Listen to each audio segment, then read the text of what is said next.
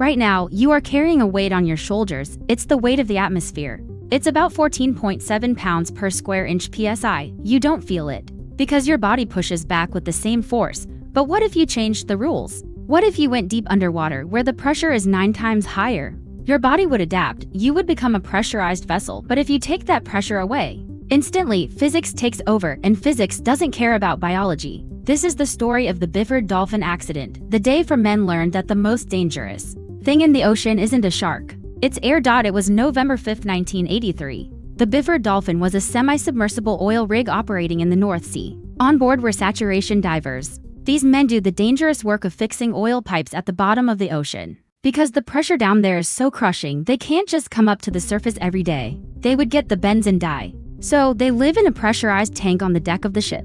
They breathe a mixture of helium and oxygen. They live at depth, about 9 atmospheres of pressure even when they are sleeping. To get to work, they crawl through a trunk into a diving bell, which is lowered into the sea. It's a complex system of doors, clamps, and seals. And on that morning, for divers Edwin Coward, Roy Lucas, Björn Bergerson, and Truls Hellevik were coming back from a shift, the procedure was routine. The diving bell was winched up and clamped to the living chamber. The divers crawled from the bell into the chamber to dive. Tenders William Crammond and Martin Saunders were on the outside, helping them. The next step was crucial. Someone had to close the door between the tunnel and the chamber before releasing the clamp. But something went wrong. Maybe it was a miscommunication. Maybe it was fatigue. But William Crammond opened the clamp while the door was still open. The result was catastrophic. In a fraction of a second, the pressure inside the chamber dropped from 9 atmospheres to 1. Imagine a balloon that is overinflated and then you suddenly remove the rubber. The air didn't just rush out of the room, it rushed out of the men.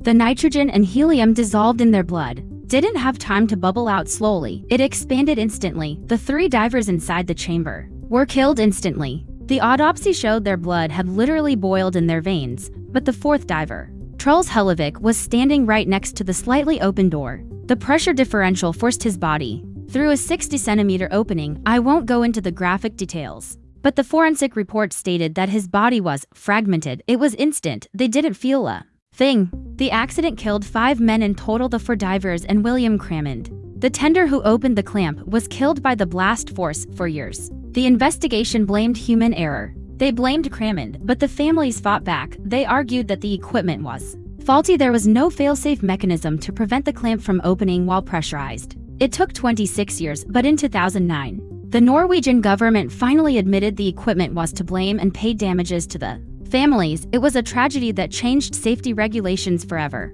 The Byford Dolphin incident stands as a gruesome reminder of the power of nature. We can explore the deep, but we are always just one broken seal away from disaster. If you found this story intense, hit the like button. And tell me, would you ever take a job as a saturation diver for $1,000 a day? Let me know in the comments. Subscribe for more medical mysteries.